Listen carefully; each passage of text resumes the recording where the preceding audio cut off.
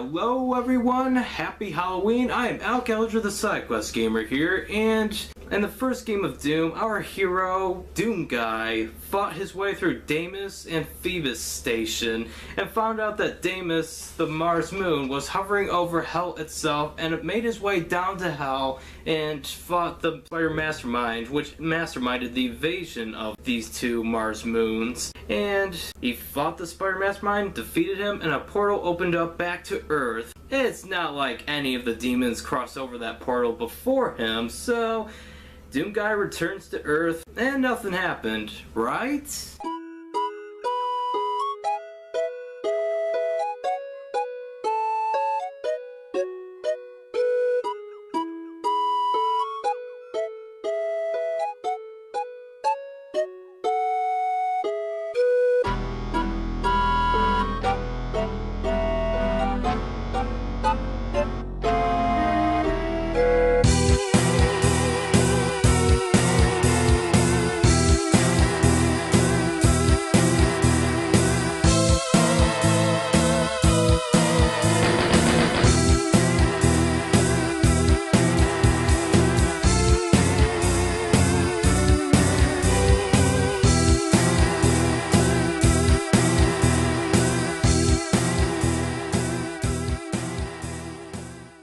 Of course not, because they gotta make a sequel.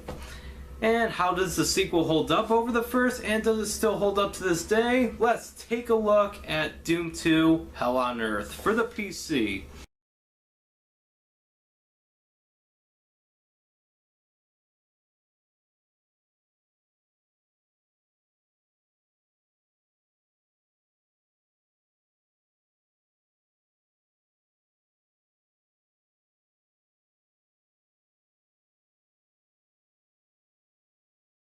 Doom 2 Hell on Earth, one of the most beloved sequels in the FPS genre. While not as revered as Halo 2 and definitely not as revered as Half-Life 2, Doom 2 has gotten a lot of praise and still does today. Just check out the comments on its $5 Steam release. Now, the first Doom was developed by id Software, who previously worked on the legendary Wolfenstein 3D. But like Wolfenstein 3D, the game focused on the at the time innovative 3D graphics that, unlike Wolfenstein 3D, had things like height differences, platforms that can lower and raise, ascending platforms that form staircases, and even texture mapping, which allowed for more than just one solid color or pattern to be displayed on the walls. And Doom was a success. It sold very well, and even to this day is still one of the most talked about retro PC games, and it's still one of the most talked about FPS games. So naturally, a sequel had to be made to capitalize on the first Doom success. After the cliffhanger ending of the first game, I couldn't wait to play Doom 2. So in the summer of 2009, I found the disc of Doom 2 and quickly ran into my room and installed it on my backwards compatible Windows XP computer. And Doom 2 did not disappoint. I mean, yes, it is more of the same, which can be seen as a negative, but there's a few new features sprinkled in the game that would fit the more positive definition of being like the first Doom, but with more levels and a few new features. In the first game, the weapons you had were your fists, if you could find it, a chainsaw, a pistol, and later acquired a shotgun, chain gun, rocket launcher, and occasionally the plasma rifle. And if you were the explorative type, you would find the coveted BFG 9000, which basically is your doomsday device that could take down 20 demons in just one shot.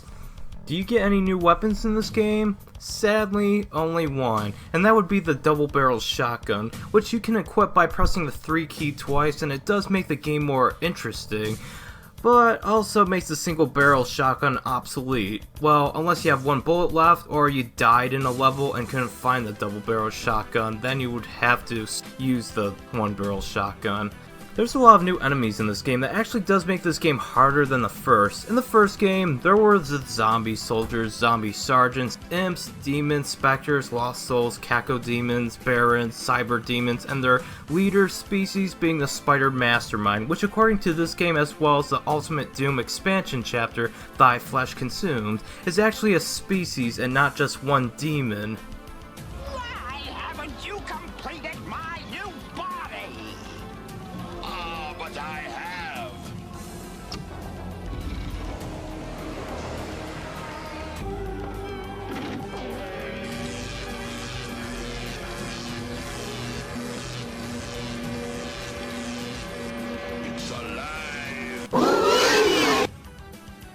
Now in Doom 2, the enemies introduced are the zombie chain gunners, which are like humans but they have chain guns, the Hell Knights, which are like Barons but are just lazy recolored versions that are weaker.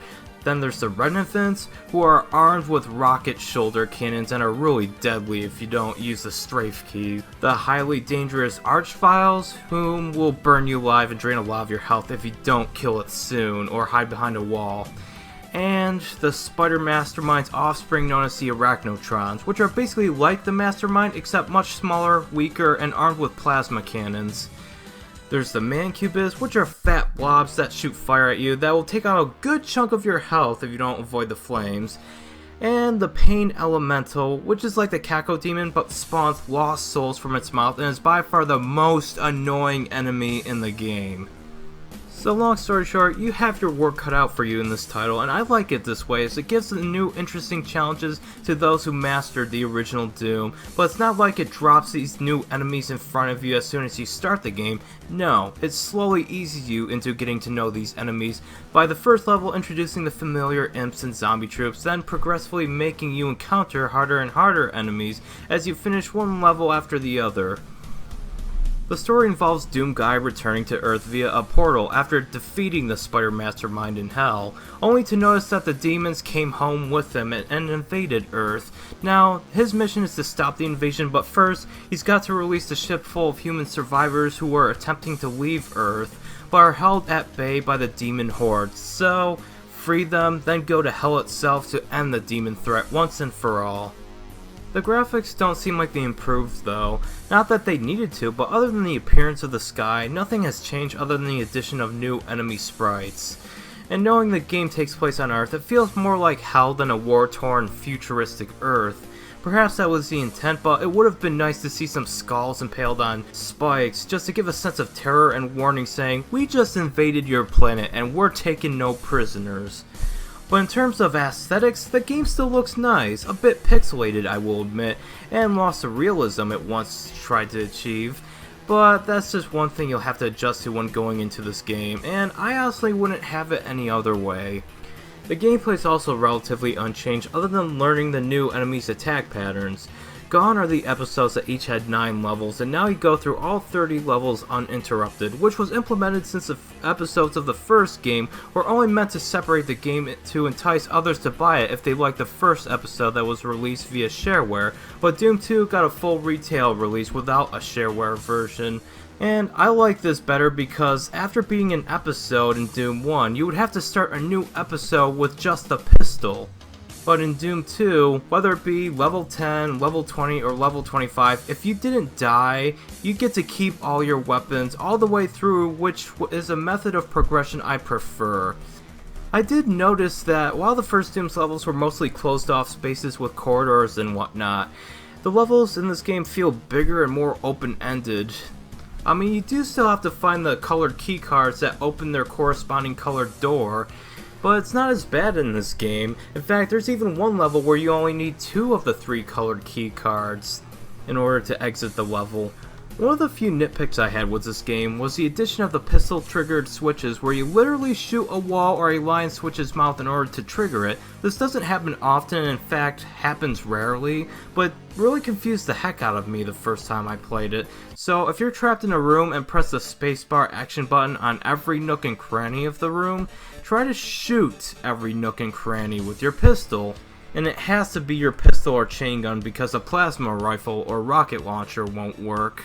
I have noticed that the level design has debatably improved to feel more open-ended and less cryptic, although there are a few BS moments where you had to press the shift key and run in order to reach a ledge you wouldn't reach otherwise. But the levels are better designed in terms of puzzle solving as well as combat.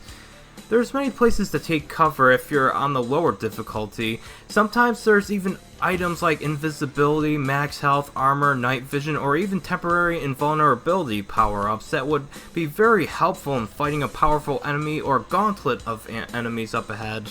Or in some cases, a temporary protection suit for situations where you had to cross lava or acid. There's even a few secrets for the explorative type, like in level 15 there's a secret exit to one of the 2 bonus levels in the game, a weird section of hell where demons and the blue uniformed Wolf SS troops from Wolfenstein 3D run rampant. In fact, in the super secret level, you can even see 4 Commander Keens being hanged and you have to shoot them all in order to reveal the exit switch. I like to call these the id Software nostalgia trip levels because Commander Keen and Wolfenstein 3D are all id Software properties. And if you're someone like me, you love it when a developer makes self-referential humor in one of their games. You wanna know why there's 4 Commander Keens being hanged at the end of the level 32? It was actually one of the ideas of id Software's Adrian Carmack, who had to tolerate working on that cutesy platformer series instead of the bloodier, edgier titles that he preferred to work on. So he quote-unquote got his revenge on the titular character, Commander Keen. I just like it when they put Easter eggs like that. Developers have a great sense of humor. The only problem I did have with the game was the final boss, because it was kind of disappointing when compared to Doom 1's final boss, but it still provided a decent enough challenge. The soundtrack is good. I mean, yes, it does sound like an old PC game, as sound cards had their limitations, but it still sounds pretty good for the most part.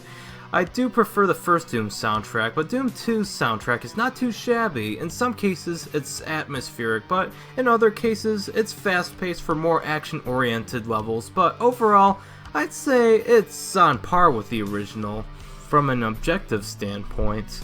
Now, before I mention my overall thoughts of Doom 2, I'd like to address my review of the first Doom, because a lot of my thoughts on that game has changed. Now, I said in my rather unelaborate review of Doom 1 that it didn't age well, and I'm not saying I take back that statement entirely, but I basically said the graphics were holding it back for not being as realistic as it once was, and therefore not aging well. But yet I gave it a 96 out of 100. I'd like to decrease that rating to a 94 out of 100 for the first game, as I feel I've been too generous with the rating of the first game. Not because it didn't age well, but because in that case, I would have given it a much lower score. It's actually aged a lot better than I gave it credit for. Doom 1 and 2 do have dated elements like the graphics, but I honestly wouldn't have it any other way, as the graphics are pixelated but very charming, surprisingly. The gameplay is still very solid, and the improvements in Doom 2, while not major, are still very much appreciated. It looks like a retro PC game and sounds like one, but its gameplay I do wish more games other than Doom clones like Heretic would replicate. So the game has aged, but not poorly, and won't age any worse, as the FPS genre can't really get any better than it is now. In fact, I bet if John Romero did like a Kickstarter for an indie game that played like Doom, but with more modern visuals, there would be a lot of demand for it. I still maintain that despite these games being some of my favorite games of all time, they're not for everyone. If you do like first-person shooters, you'll either love this game, or like it for what it is, but won't think it's the best game of all time. If you're not into first-person shooters, this game will likely not change your mind anytime soon. But there is a reason why kids today are downloading this game on Steam, and that's because it's still fun. And I honestly had more fun with Doom 2 now more than ever, but best game of all time?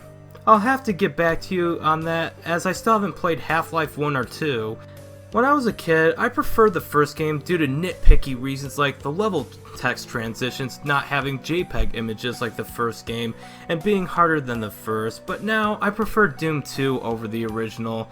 And overall, I would give Doom 2 a 95 out of 100. It doesn't improve much, but if you like the first, you'll definitely enjoy the second.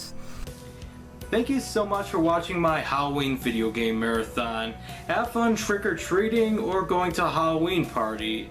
Now if you're going trick-or-treating, be sure to wear reflective tape. And if you're walking home after a night of partying and hitting the hard apple cider, be sure to wear reflective tape. I don't want any of you to get run over by cars or anything like that. That would be tragic. I don't want you to be a stationary hospital mummy for Halloween. Yeah, that's morbid. Anyways, thank you so much for watching, and remember to stay scary. I promise you, this is the last time I'll use that joke. Until next year. See ya.